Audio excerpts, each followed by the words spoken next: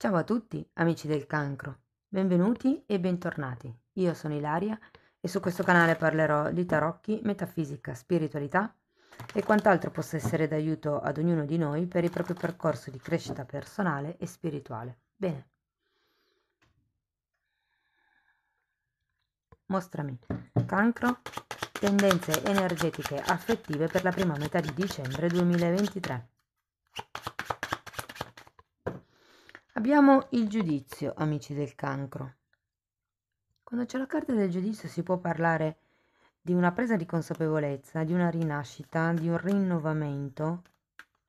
È anche una carta che fa riferimento al passato in alcuni casi e a quello che sono, ehm, diciamo, i cicli karmici. Andiamo a vedere di cosa si tratta nello specifico con i tarocchi. Come sempre vi ricordo che le letture sono generiche, sono per un collettivo, quindi è facile che non risuoni tutto. Se non dovesse risuonare nulla o se per caso voleste completare il vostro messaggio, vi consiglio di ascoltare l'ascendente, il segno lunare oppure Venere.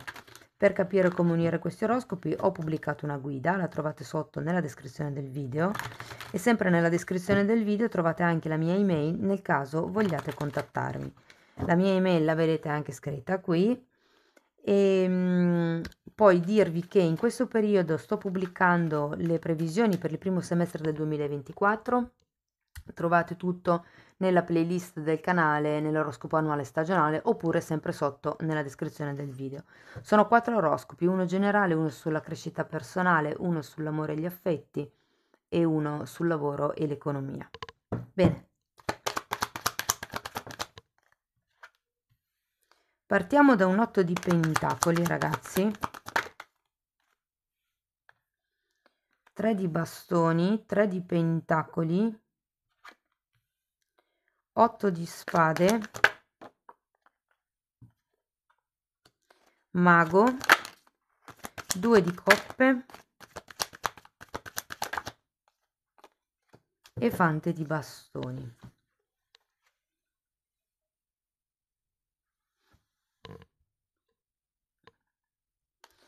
Ragazzi, qui c'è qualcuno che ha bisogno o ha voglia di espandersi, ha voglia di ricominciare, ha voglia di guardare oltre, di pensare al futuro. In realtà, se ve la devo dire tutta, mi sembra più un qualche cosa legato al mondo del lavoro. Perlomeno questo è il taglio un po' che ho nella prima settimana di dicembre, perché è un po' tutto riguardante l'espansione economica, commerciale, lavorativo, tutte tra le carte un po', no? E quindi è come se ci fosse una sorta di focus probabilmente in quello che è il mondo del lavoro o quello che è una quotidianità. C'è qualche cosa nella prima settimana di dicembre che nel quotidiano vi porta via del tempo, vi assorbe dell'energia. Potrebbero esserci anche delle nuove collaborazioni in vista, dei nuovi progetti. Andiamo a vedere carta per carta. Partiamo dall'8 di pentacoli. Abbiamo un 6 di spade e la temperanza.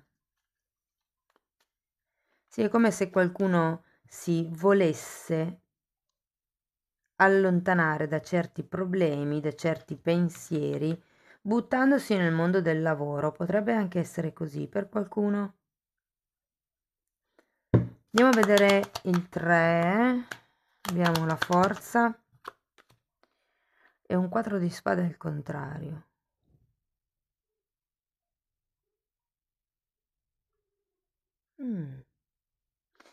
Interessante perché qui abbiamo la temperanza e qui abbiamo il 4 di spade al contrario che diciamo a livello energetico si assomigliano un po' come carte, no? Però qui il punto è che avete bisogno di pensare al futuro, sì, ma anche di agire per concretizzare il futuro, perché è come se foste in una fase di ricerca del coraggio per fare questo salto, ricerca dell'equilibrio, ricerca, qua vi dà poi un 3 di pentacoli, quindi probabilmente anche di collaborazioni, di nuove alleanze, di nuove tipologie di aiuti che potreste ottenere, anche nuove tipologie di contratti. Vi dico, qui sento tanto focalizzato intorno al lavoro o a un progetto nello specifico. Andiamo a vedere il 3 di Pentacoli. Potrebbe essere un progetto familiare a questo punto, perché essendo una lettura sull'amore e gli affetti.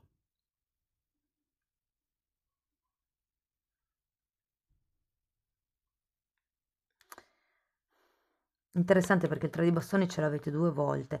È come se avesse paura di non farcela, paura di non riuscire a fare il salto, o per qualcuno si tratta, è un qualche cosa di un po' più profondo, perché è come se ci fosse un sottile, una credenza, diciamo così, di base, che non vi...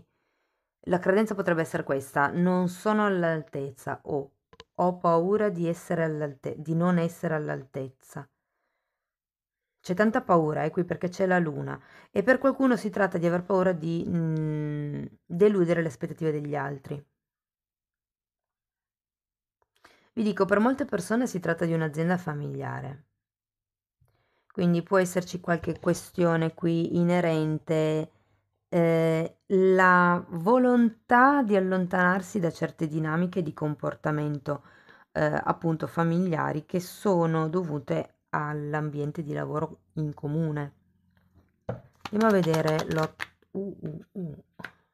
l'otto di spade spiegato da un papa. Ah, da una torre, da un matto, ragazzi.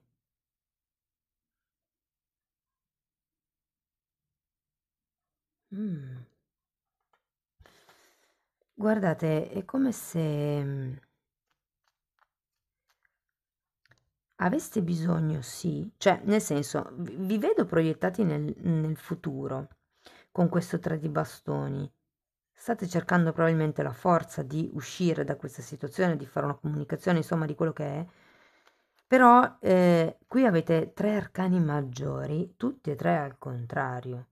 Io sento che qualcuno ha paura di rompere qualche contratto, ha paura di deludere un genitore, ha paura di deludere i figli, perché per qualcuno è così, o ha paura di deludere il proprio partner. Questo vale un po' per tutte le sfere.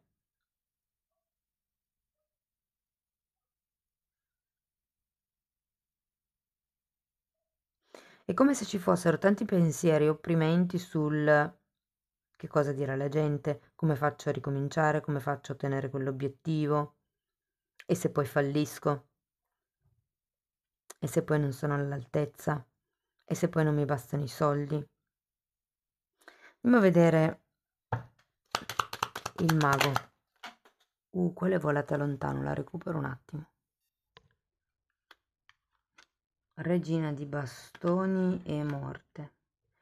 Allora ragazzi, io qui sento che ci potrebbe essere qualche questione legata soprattutto a una madre e a un figlio.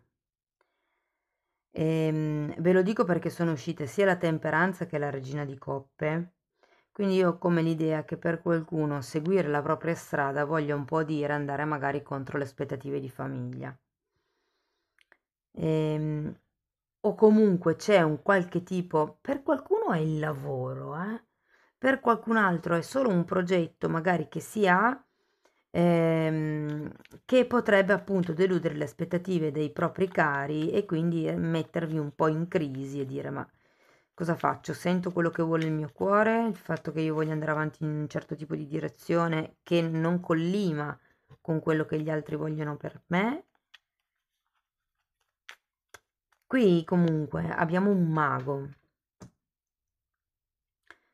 è un nuovo inizio, e infatti poi qui abbiamo anche un 2. Quindi se questa cosa qua fosse un distanziamento dal posto di lavoro o un inizio di un nuovo progetto, come vi avevo detto all'inizio, vedo che con questo 2 di coppe ci potrebbe essere un incontro molto interessante nella seconda settimana di dicembre. Adesso dipende un po' da come vi risuoni la lettura. Andiamo a vedere il 2 di coppe. Abbiamo un 5 di bastoni e un 4 di coppe. È come, ragazzi, se usciste dalla cecità.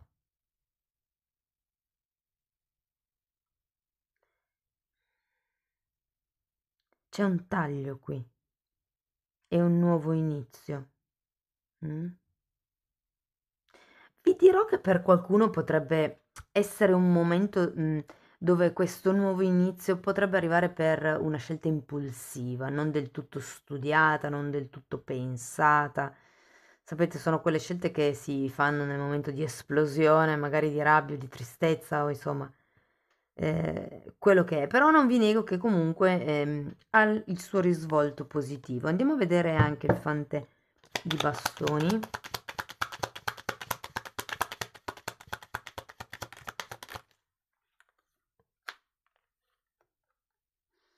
6 di bastoni e giudizio. Interessante perché anche qui avete il Papa che è un po' la stessa energia del 6 di bastoni e il giudizio ce l'avete anche qui.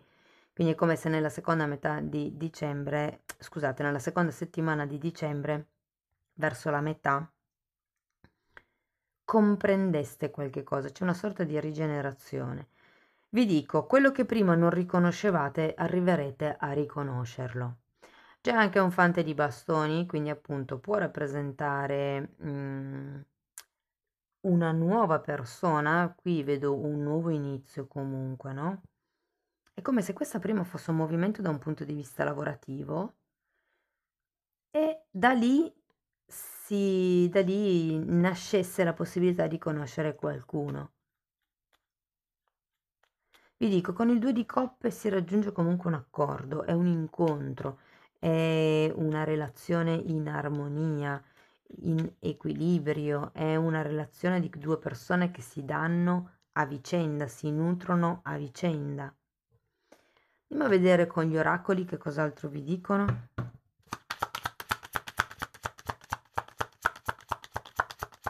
Normalmente quando c'è il giudizio, quando c'è la torre è un piccolo risveglio spirituale, magari per qualcuno anche grande, non solo poi così piccolo. Uff. Come vorrei non averla estratta.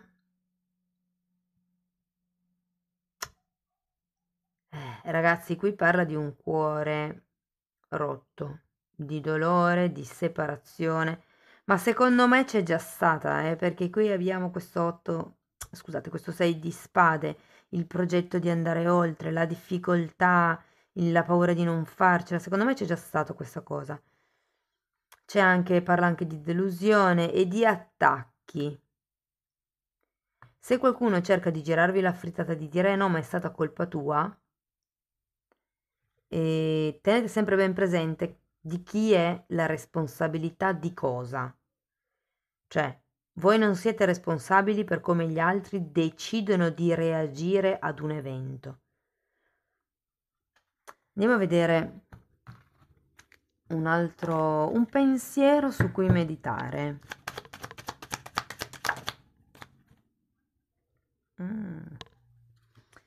Perché mi è difficile dare? E qui si intende qualsiasi tipo di cosa, fiducia, rispetto, tempo, amore, denaro, aiuto, qualsiasi cosa vi venga in mente. È un po' come dire perché mi è così difficile aprirmi. E in effetti è una di quelle cose che fa il divino femminile, la polarità positiva. Perché mi è difficile dare?